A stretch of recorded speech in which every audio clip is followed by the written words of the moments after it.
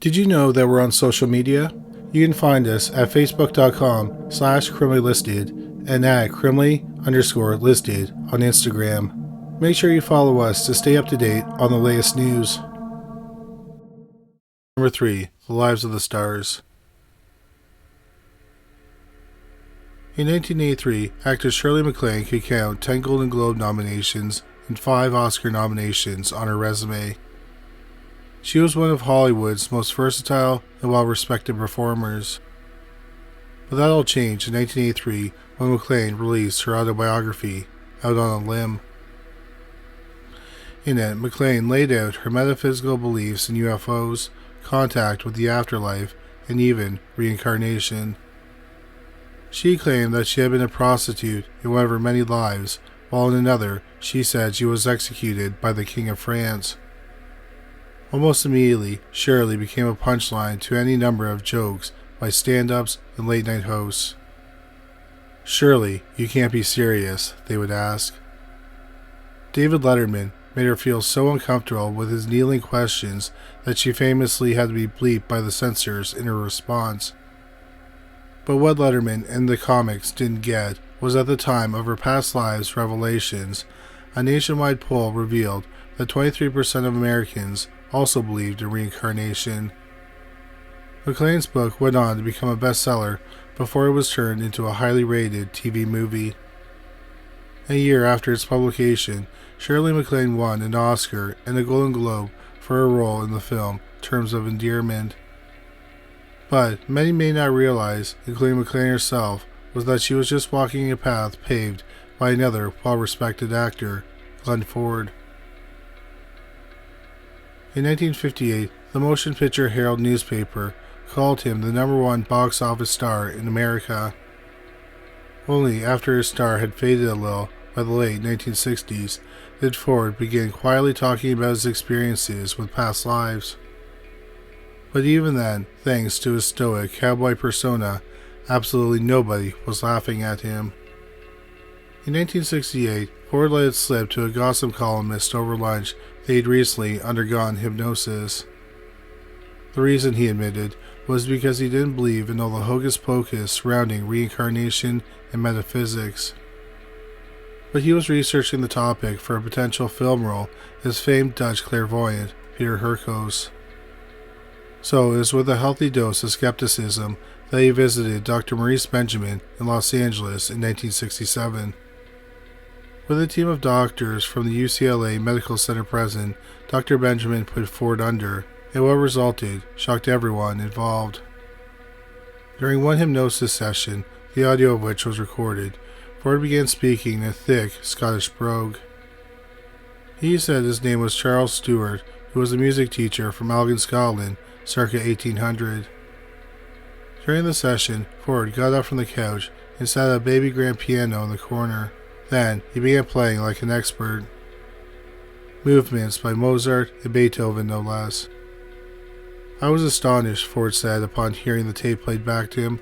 "I didn't believe it, because I could not play the piano, not a note." A later genealogical search revealed that music teacher Charles Stewart is, indeed, buried in Elgin Cathedral Cemetery in Scotland. During another session, Ford revealed, while speaking fluent French, that he'd been an officer in the elite French cavalry of Louis XIV, circa 1670. Records also show this officer, named Emile Legvin, had been killed in a duel in 1684. Though he spent his first 10 years in Quebec, Canada, Ford's grasp of the French language was rudimentary at best. And yet there, as Langevin, the actor was speaking fluent French. A professor in UCLA's language department later confirmed that Ford's accent was one of Parisian French from the 17th century, not French-Canadian. But it was the memory of being part of the cavalry in a past life that most intrigued Ford. Growing up in Canada, Ford said he had never rode horses until he moved to California at age 10. "Even then, I had the feeling I'd been on a horse before," Ford said. Reincarnation was the only explanation. By the age of 14, he was already an accomplished rider. so much so that led to him being cast as the go-to young cowboy and stunt rider in Hollywood westerns. And the rest was Hollywood history. As we said, these hypnosis sessions with Ford and Dr. Benjamin were recorded, and the audio was transcribed for a 1980 book by H.N. Banerjee called Americans Who Have Been Reincarnated. For his part, Glenn Ford was unlike Shirley MacLaine in that he didn't want all the attention he inadvertently brought to his past life experiences. Before his death at age 90 in 2006, he declined to talk about it further, citing a conflict of interest. "Religion plays an integral part in my life," he said. "I don't know what I would do without it, but this is totally conflicting with my beliefs." And one can't help but feel that Ford was actually shaken by the revelations, as he said, "It's as though I pulled the curtain away from something, and I've seen something I shouldn't have seen." Number 2. The Actor and the Author. In the summer of 1972, Tony Hopkins was in a bad place. Living in London, England, he had recently divorced his wife of 6 years and was hitting the bottle pretty hard.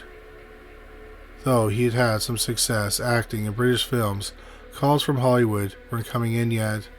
In other words, Tony Hopkins wasn't yet Sir Anthony Hopkins. All this is to say, Hopkins knew he needed to get serious about his craft and step up his game. He needed to show U.S. producers he had range. So when his agent called to tell him of a potential comedy, Hopkins was all ears. The role, it turned out, was The Girl from Petrovka, a light comedy about an American journalist who falls for a budding ballet dancer in Moscow. It was based on the novel by American journalist George Pfeiffer, which hit the bookstores in early 1971. Wanting to pour himself into the role, Hopkins set out for a bookstore on Charing Cross Road in London to pick up a copy of the book. But the shop owners said that the book had only been released in the US and was not yet available in the UK. Hopkins was prepared to head home empty-handed. As he walked down the platform of the Leicester Tube station, he thought about how he might order a copy from America. Hopkins then sat on a bench and looked over to see a binder-bound manuscript next to him.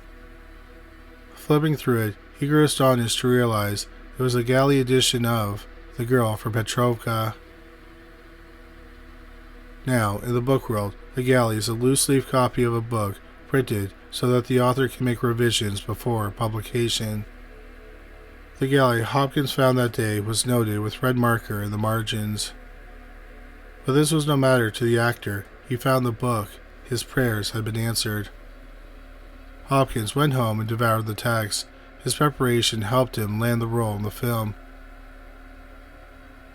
Released in 1974, The Girl from Petrovka was produced by Universal Pictures and co-starred American actors Goldie Hawn and Hal Holbrook. Hopkins' role helped him catch the eye of other Hollywood producers, and work soon came pouring in from across the pond. So much so that Hopkins had to move to California only a few years after the movie was released. Something he had always dreamt of. But that isn't the end of the story. A year after Hopkins found the galley of the novel on that subway platform, he traveled to Vienna to film The Girl from Petrovka. Unbeknownst to Hopkins, also on the film set during those first days was George Pfeiffer, the author of the book upon which the film was based. Pfeiffer had been commissioned to write a magazine article about the filming of his novel, but he was nervous and not used to being on a film set. He literally bumped into Hopkins, and the two struck up a conversation. When Pfeiffer told Hopkins he was the movie's writer, the actor told the author about the trouble he had finding a copy of the book in London. Pfeiffer apologized. It was his fault the UK edition of the book had been delayed. It turned out that Pfeiffer had been staying in London's Hyde Park Square and was in the middle of editing his book for the UK market, adding the use of labor and neighbor and etc. One day, against his own better judgment, he lent his marked up copy to a friend, who then reported the book was in the back seat when his car was stolen. Pfeiffer's editor's copy had disappeared. It was an oddly painful loss, the author said, that seemed to jinx the book. Upon hearing the story, Hopkins went to his dressing room and came back with the binder-bound galley he'd found on the Leicester Square Tube Station bench the year before. "Might this copy have some personal meaning to you?" Hopkins asked. As Pfeiffer leafed through the pages, he was astonished to discover it was the galley that had gone missing, complete with his editing marks and notations written in the margins with red marker. While this story may sound too bizarre to be true, it comes from Pfeiffer himself. In 1974, the London Sunday Times ran an article discussing coincidences and asked readers to share their own weird stories. Pfeiffer wrote to the Times about his experiences with Hopkins and his book. Pfeiffer's letter was published and caught the eye of renowned author Arthur Koestler. It inspired Koestler to write a scholarly examination of the phenomenon of synchronicity called The Roots of Coincidence, an excursion into parapsychology. A couple years later, the Saturday Review magazine decided to profile Koestler for an upcoming issue. The freelance journalist they hired to write the piece was George Pfeiffer. By the mid-'80s, Anthony Hopkins had grown tired of Hollywood and moved back to London to continue his film career. In 1986, he was cast in a British film as the owner of a bookshop on Charing Cross Road, the same place he first saw a copy of The Girl from Petrovka 15 years earlier. Number 1. Nightmare on Whittier Street. In the early hours of November 16, 2010, PR publicist to the stars, Roy Chasen, was driving home to Beverly Hills from a Hollywood movie premiere. As she turned onto North Whittier Drive, however, Chasen was unknowingly driving smack dab into the Twilight Zone. As she turned from Sunset Boulevard, 4 gunshots rang out. Chasen was hit in the chest and the back. She slumped over the steering wheel as her car drifted another half block down Whittier before it slammed into a concrete pole. When police arrived, they found Chasen dead from her wounds. The victim, they said, of a carjacking or robbery gone wrong. The police didn't realize at the time, though, that they had only looked up and around the area where Chasen was discovered. They would have been in line of sight to at least 5 other terrible tragedies, all within a stone's throw of Chasen's crumpled Mercedes E350. Ronnie Chasen was found at 1815 North Whittier Drive. 44 years earlier, 2 houses down at 807 North Whittier, an auto calamity of another kind occurred. On April 2, 1966, Jan Berry, of the famed surf rock duo Jan and Dean, known for their song Dead Man's Curve, slammed his car into a parked truck along the street. Berry spent 2 months in a coma after the accident and suffered partial brain damage and paralysis when he woke up. As he hitched up Berry's mangled Corvette, it's likely the tow truck driver was keeping an eye out for Paul Newman, who lived less than a block away. So he probably had no idea that he was only 20 yards away from a horrible crime scene from 11 years before. On February 9, 1955, 71-year-old Katie Hayden was found in a bloody heap on the kitchen floor of her mansion at 817 North Whittier. According to the coroner, Katie had been the victim of no less than 20 axe blows to the head and the face. The Hayden's cook, Margaret Moore, confessed to the murder, which was the result, she said, from an argument the two had over how to bone a roast. When the newspapers reported the story, they reported that Katie Hayden's murder occurred directly across the street from another sensational Beverly Hills crime. 8 years earlier, on June 20th, 1947, Benjamin Bugsy Siegel was famously gunned down in his living room during a mob hit. Standing outside the bay window, the gunman hit Bugsley with 4 rounds from a .30 caliber carbine. Siegel's death and life was later chronicled in the movie Bugsy, starring Warren Beatty, who also happens to be Shirley MacLaine's little brother, by the way. Siegel's murder happened in the living room of his 7,000 square foot mansion at 810 North Linden Drive, 5 doors down from the Hayden place. Siegel's neighbors, including actor Charles Boyer at 802 North Linden, could practically see the crime scene from his upstairs window. Incidentally, Boyer would eventually take his own life in 1978. At 723 North Linden Drive, police were called to a mansion owned by oil tycoon William Jettle. On May 9, 1934, Jettle was playing Gatsby, day drinking out by his pool, when 2 hooded men stormed his backyard with guns drawn. They forced the millionaire into a car and took him to a secluded area where he was bound and gagged for 6 days while the kidnappers demanded $60,000 ransom. Who knows what would have happened to the husband and father in 4 were not for 2 enterprising officers who tracked down the hideout and rescued Jettle. Eventually, guilty pleas sent the 2 abductors to San Quentin. But 6 years after Jettle's kidnapping, another millionaire businessman found himself in a heap of trouble in Beverly Hills. Well, actually over Beverly Hills. On July 7, 1946, inventor and aviator Howard Hughes was behind the yoke of an experimental spy plane called the XF-11 when something went wrong. As the plane lost altitude, pilot Hughes tried to steer away from the mansions in Beverly Hills to crash instead on the golf course next to the neighborhood. But it wasn't to be.